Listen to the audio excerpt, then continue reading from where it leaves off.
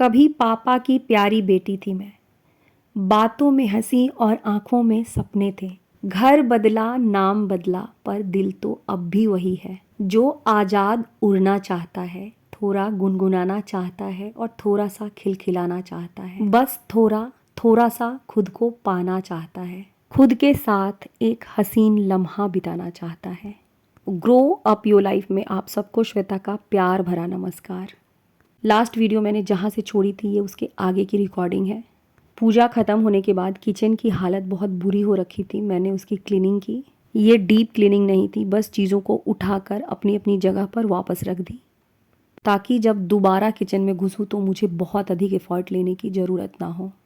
सुबह से शाम तक अपने घर को चाहे जितना भी संभाल लो, घर के काम कभी भी सच में ख़त्म नहीं होते हैं। हम सुबह से शाम तक अपने घर को संभाल रहे होते हैं और ये ज़रूरी भी है क्योंकि ये हमारा काम है। पर क्या हमने सोचा है कि हम खुद को भी संभाल पा रहे हैं?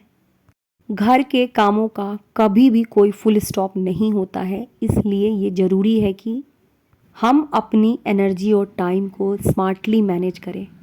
मेरे पुराने व्यूअर्स जानते हैं, ये मेरे क्वार्टर के पीछे का एरिया है। जहाँ पर बैठी हूँ ठीक इसके ऊपर एक नीम का पेड़ है। चारों ओर बहुत सारे पेड़ पौधे लगे हुए हैं, बहुत खूबसूरत जगह है ये मेरी फेवरेट जगह है और जब मुझे शांति चाहिए होती है, शक्ति चाहिए होती है, मैं इस जगह पर आकर बैठती हूँ। थोड़ी सी थकान हो गई थी और अब मेरी बॉडी मुझसे कह रही थी कि मुझे थोड़ी देर रेस्ट चाहिए। आकर के बैठ गई हूँ और यहाँ पर आप लोगों के कमेंट्स पढ़ने लगी। मैंने अपना इंस्टाग्राम ओपन किया और इंस्टाग्राम पर मुझे एक मैसेज रिसीव हुआ।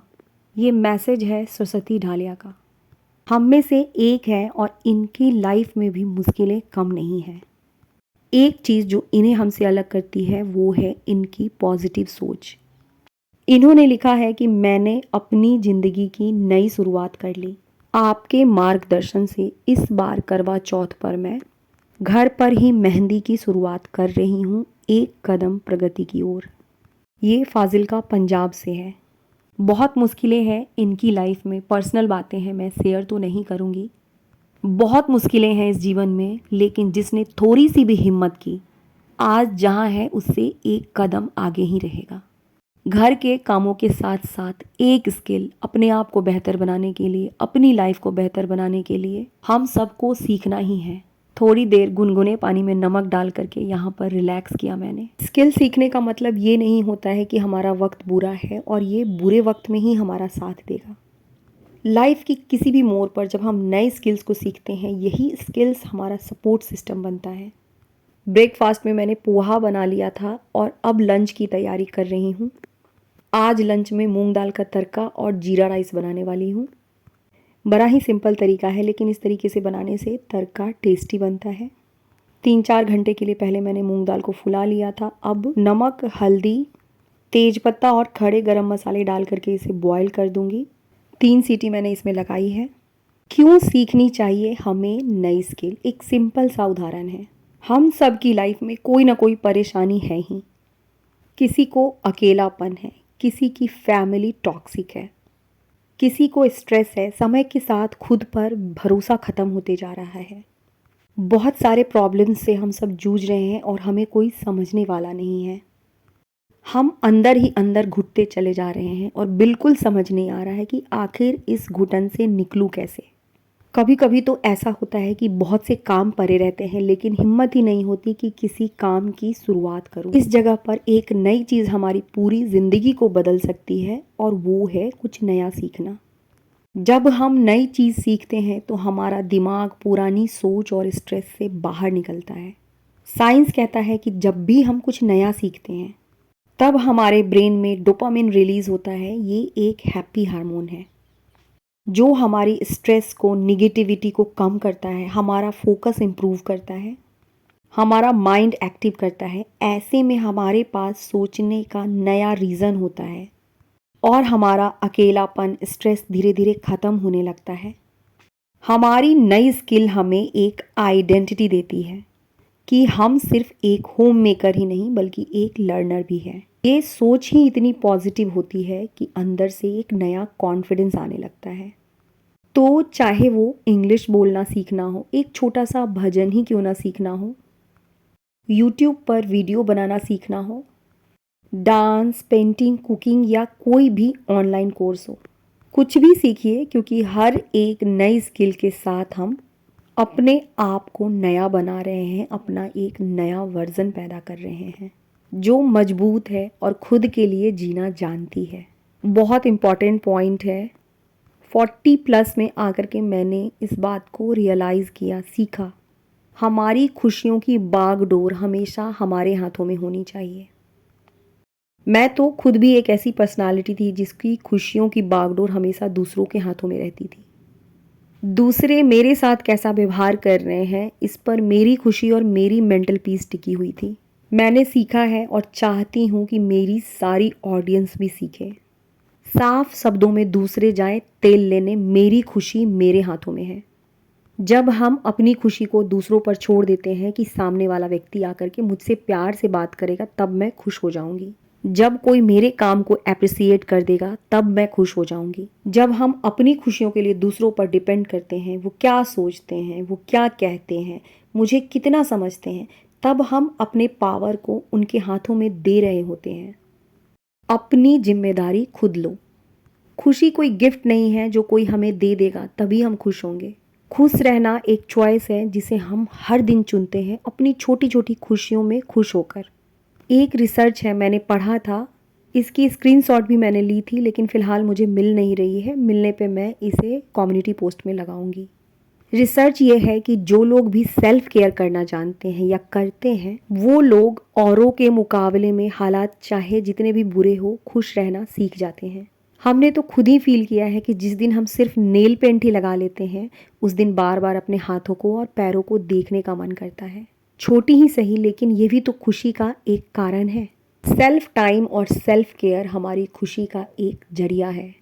घर के काम चाहे कितने भी क्यों ना हो, रोज की रूटीन में कुछ मिनट अपने लिए, चाहे वो मॉर्निंग वॉक हो, डायरी लिखना हो या म्यूजिक सुनना हो, कुछ भी। दूसरों से उम्मीद कम रखो, उम्मीद रखना गलत नहीं है, पर बार बार वो कुछ करे तभी मैं खुश होऊंगी, वो कुछ कहें तभी मैं खुश होऊंगी, ये सोचना हमें बहुत दुख देता है।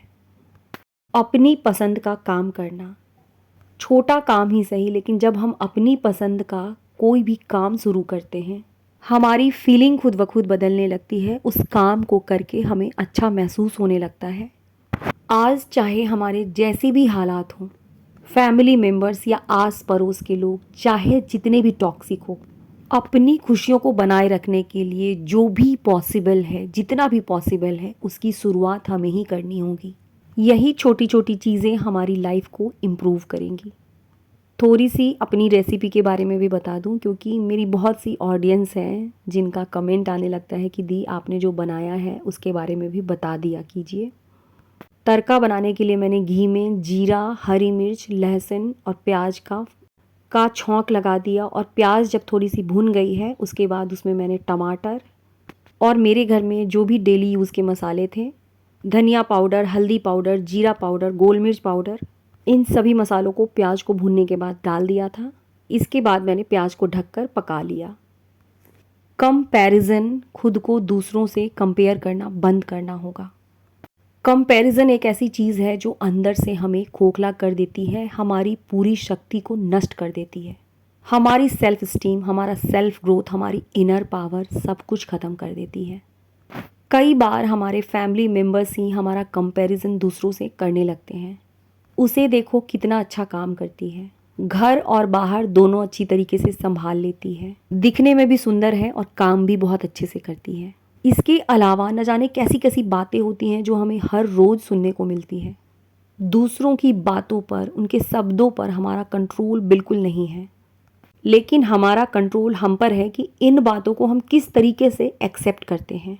जब कोई कहता है कि तुमसे कुछ नहीं हो पाता है, तुम किसी काम की नहीं हो, क्या उन बातों को हम एक्सेप्ट करते हैं, या ये सोचकर कि सामने वाला इंसान मेंटली अनबैलेंस है, उसकी बातें उसे ही मुबारक हो, बातों को छोड़ देते हैं और अपने बारे में एक नई इमेज क्रिएट करते हैं कि नहीं, मैं जितना कर पाती हूँ आज तक मैंने जितना भी किया है अपनी क्षमता से बहुत अधिक किया है, बहुत अच्छा कर रही हूँ।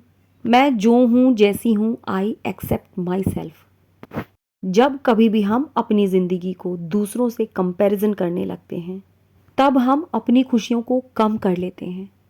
भगवान ने जो परिस्थिति दी है, जैसी परिस्थिति दी है, एक छोटा सा भरोसा खुद के ऊपर ज़रूरी है। हालात चाहे जैसी हो, हर किसी का टाइम और हर किसी की जर्नी इस लाइफ में अलग अलग है।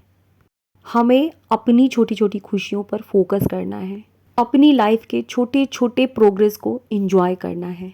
एक दिन में तो कुछ भी नहीं बदलता है, लेकिन छोटे छोटे स्टेप्स में इतनी पावर होती है कि वो हमारे पूरी लाइफ को चेंज कर सकती है। इसी के साथ आज की वीडियो को ख़त्म करूँगी। मेरी वीडियो अच्छी लगी हो तो इसे उन लोगों तक ज़रूर शेयर कीजिएगा जिनको इसकी ज़रूरत है। आप सबके प्यार और सपोर्ट के लिए दिल से थैंक यू कहना चाहती हूँ। आप सबसे फिर मिलूँगी अपनी अगली वीडियो में। Love you all.